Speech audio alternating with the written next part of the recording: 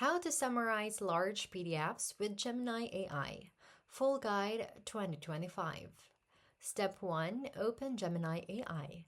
Go to gemini.google.com or open the Gemini mobile app. Sign in with your personal Google account. Step 2. Upload your PDF. Look for Upload PDF or Document Input in Gemini. Select the PDF file from your computer or device. Large PDFs are supported. Gemini will process them in chunks. Step 3. Create a summarization prompt.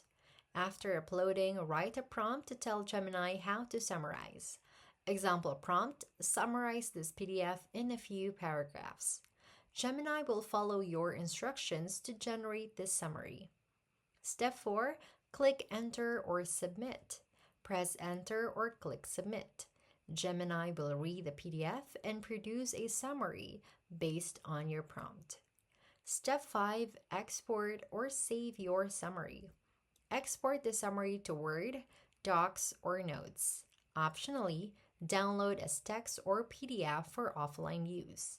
You can also ask Gemini to convert it into slides or bullet points.